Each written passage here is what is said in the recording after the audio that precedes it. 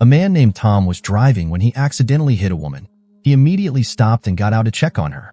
To his shock, the woman was unharmed but grabbed his leg, attempting to attack him. Not only that, other bystanders also started rushing towards him in a crazed manner.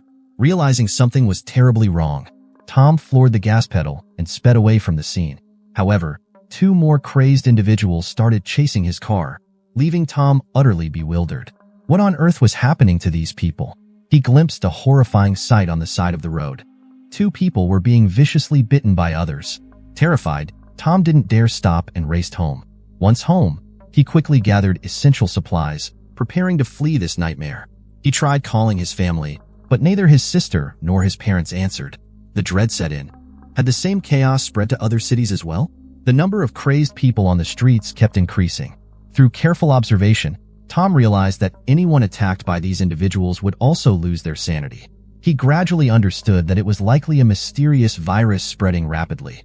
Indeed, within just a day, the entire city had fallen, and the once bustling streets had become eerily deserted. However, Tom had managed to survive because he knew of an abandoned military base that would make an excellent hiding spot. As a child, he and his sister often played hide and seek there, so he was very familiar with the area. The base was surrounded by high fences and had numerous easily defensible watchtowers, making it an ideal place to stay. Tom found a generator and a satellite phone at the base. Since the mobile network was down, he could only use the satellite phone to try to contact other survivors. Despite making numerous calls, no one answered. To make matters worse, the infected zombies were starting to gather around the base. To ensure the safety of the base, Tom had to venture out every day to clear out the zombies, then burn their bodies under the cover of night. Since the zombies were mostly active during the day, nighttime was the best time for him to go out and gather supplies. One night, as he was out scavenging like usual, he unexpectedly found other survivors in a house. Mistaking them for zombies, he reflexively pulled the trigger. The gunshot alerted nearby zombies, but Tom managed to take them all down. Realizing the area was no longer safe, he decided to bring the family of 3 back to his military base. Thankfully, the shot hadn't hit any vital areas, and with proper bandaging and some rest, they'd be fine. Tom apologized for his mistake, and Bill and his daughter didn't hold it against him, understanding it was an accident. However, Bill's son-in-law, Martin, was hostile towards Tom. Feeling guilty, Tom couldn't say much in his defense.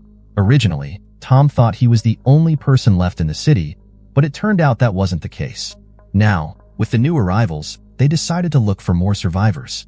Tom mentioned that although they had a satellite phone, calling numbers was mostly guesswork. Most were either disconnected or went unanswered, making it extremely unlikely to find other survivors. Hearing this, Martin suddenly remembered a place that had a satellite phone directory. So, they decided to head out, leaving Lisa at the base to take care of her father, Bill. They quickly reached their destination and successfully found the directory. However, on their way back, they saw a group of zombies attacking survivors, with a desperate woman crouching nearby. Tom wanted to shoot the zombies to save the people, but more zombies appeared. Realizing that the bitten man was beyond saving, they pulled the woman into their car and sped away from the scene. Witnessing her loved one die right in front of her, the woman was on the verge of breaking down. With the phone directory, Tom finally dialed the first number. The person on the other end said he was with his brother. Just as Tom finished giving the base's address, the signal cut out abruptly. Meanwhile, Bill's wounds seemed to be getting infected. He was mumbling something incoherently, but the woman they had just saved, Zara, understood. She said he needed tetracycline to prevent the infection from spreading. So, Tom and Martin headed to the pharmacy again and successfully retrieved the tetracycline. On their way back, Tom noticed a police station and figured it might have useful supplies. They decided to check it out. Inside, they found that all the weapons were locked up, except for a handgun on a dead officer. As they explored further, they opened a door and discovered a man locked inside. He had been there for the past 2 weeks, completely unaware of what had been happening outside. Though they didn't know what crime Luke had committed, they had no choice but to take him back to the base. With the tetracycline, Bill's condition improved significantly. However, that night, as Tom was recording his experiences on the computer, he heard some noises. Following the sound downstairs, he was surprised to find Bill using the satellite phone. Bill, who had seemed on the brink of death just that morning, was now full of energy. Caught in his act, Bill had no choice but to reveal the truth to Tom. He admitted that he worked for the National Security Agency and that the virus was actually developed by their biotech company. It was initially intended for genetic modifications in crops, but had mutated unexpectedly. After divulging this information, Bill pleaded with Tom to keep it a secret, not wanting Lisa to find out. Tom agreed to keep the secret, but neither of them realized that Lisa had overheard their conversation from the next room. Lisa was shocked and devastated to learn that her father was connected to the very virus that had wreaked havoc on their lives. The next morning, Tom's satellite phone suddenly rang. It was Max, who had found the base with David. Seeing a horde of zombies following them, Tom quickly called for help. While the brothers managed to get inside the base safely, the sheer number of zombies made it impossible to hold the gate. As the zombies broke through, they retreated to the room behind them. After a fierce battle and coordinated effort, they managed to eliminate all the zombies, but not without a heavy loss. Martin had been bitten during the fight. Lisa, clutching her boyfriend, broke down in tears. Knowing he would soon turn into a zombie, the group had no choice but to deal with him before he could change. Martin's death was a devastating blow to Lisa, who directed her anger at her father. If it weren't for your reckless experiments, none of this would have happened. Realizing Lisa now knew his secret, Bill stopped hiding the truth. He proposed taking Lisa to a more secure refuge, but she refused outright, having lost all trust in him. As the team grows, so does their need for more supplies, leading them to venture out frequently to gather resources. On this day, as they return to base loaded with goods, they spot a peculiar figure in the middle of the road. Tom assumes it's a survivor and approaches, only to discover it's a sightless zombie. It suddenly opens its gaping mouth, emitting a chilling howl that attracts nearby zombies like a magnet. Tom realizes the danger and swiftly dispatches a few zombies before making a run for it. Back at base, Tom is shaken to the core, realizing he's encountered a new breed of undead. Could it be that zombies are evolving too? What happens next only solidifies Tom's suspicions. While they're joyously celebrating around the campfire at night, they suddenly hear an unusual sound. They turn to see a zombie darting towards them.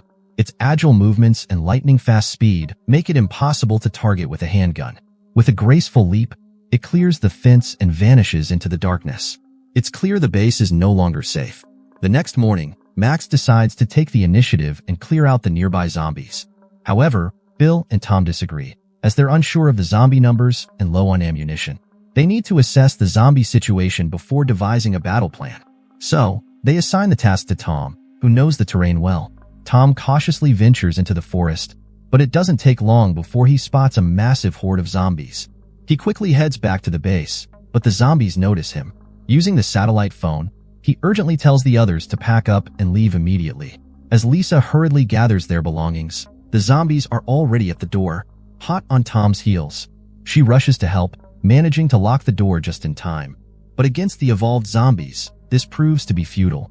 Tom shoots down one zombie, but more crawl in. He has no choice but to run to the watchtower. Fortunately, the military base is naturally defensible, and they use the geographical advantage to fend off the attacking zombies one by one. Max and Luke work together seamlessly, but when Max sees David in danger, he chooses to save him. This leaves Luke alone in the bunker, vulnerable to the zombies that soon break in. Luckily, after leaving, Max rescues his brother and Zara, directing them to the car while he heads back to the bunker. Unfortunately, Luke has already been bitten by a zombie. With the situation critical, Max has no choice but to leave him behind. As the horde relentlessly attacks, the entire base falls. The survivors have no choice but to abandon the base and search for a new refuge. While fleeing, Tom receives a call from Bill's partner.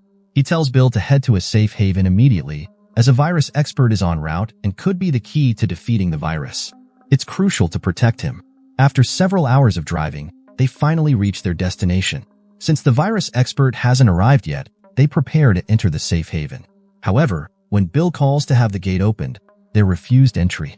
Despite Bill's insistence on their identities and assurance that none of them are infected, the response remains a firm no. The reason given is nuclear radiation. With nuclear power plants left unattended for a long time, reactors are likely to have ceased cooling, leading to potential explosions. Europe has hundreds of nuclear power plants, and they might have already been unknowingly exposed to nuclear radiation. With no other choice, they leave to find a new refuge. Just as they set out, they encounter Peter, the virus expert, arriving by car. Peter explains that the virus has immune individuals. If one person is immune, their entire family might also be immune. Hearing this, Tom immediately thinks of his sister. If Peter is correct, His sister must still be alive. At dawn, Tom decides to search for her, with Max choosing to accompany him. The others head to a nearby castle to wait. After splitting up, Tom and Max soon reach Tom's sister's house. To Tom's dismay, he discovers his sister has become a zombie. It seems the doctor's claim may not be entirely reliable. With tears in his eyes, Tom ends his sister's suffering. Just as he begins to recover from the shock, Max discovers a baby in the house, Tom's sister's child. It is hard to imagine how she managed to keep the baby alive amidst the chaos. Possibly due to the recent gunfire, Tom and Max encounter a powerful zombie as soon as they step out the door. This zombie, exhibiting superhuman strength and different attack patterns, can withstand numerous bullets, clearly an evolved variant. Realizing they can't face it head-on, the two devise a quick plan to trap the zombie inside a car. They then open the gas tank and fire a rocket, causing an explosion that deals with the threat. Meanwhile, the rest of the group drives to the castle, which houses other survivors.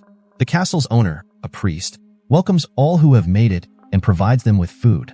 Soon, Tom and Max arrive at the castle after their narrow escape. Lisa takes a liking to the baby, easing some of the burden off Tom and Max. While the castle proves to be a good temporary refuge, they know it's not a permanent solution. Besides the constant threat from zombies, they now face the impending danger of nuclear radiation. However, the priest seems reluctant to leave the castle. On his way to the castle, Peter had been exposed to a nuclear explosion, leaving him with limited time to live. Determined to ensure his research continues, he tries to teach everything he knows to Zara in the short time he has left. Unfortunately, fate has other plans. That night, while Tom is on watch, he hears a commotion. He switches on the car's headlights to reveal a horde of zombies breaching the castle walls. Tom and Max fight valiantly, but the sheer number of zombies overwhelms them, plunging them into a desperate struggle. The zombies quickly invade the castle, causing chaos as everyone inside flees for their lives. Before succumbing to radiation, Peter is tragically killed by the zombies. The priest, faced with the oncoming swarm, decides to accept his fate and meets his end. The relentless wave of zombies drives everyone to the brink of despair. At this critical moment, the baby in Lisa's arms suddenly begins to cry. Strangely, the sound seems to repel the zombies, causing them to leave the castle. Could it be that the zombies are afraid of the baby's cries? Regardless of the reason, the group narrowly avoids total annihilation. Unfortunately, Max did not survive the battle the night before. The remaining survivors gather their belongings and leave the castle, embarking on a new journey in their quest for survival.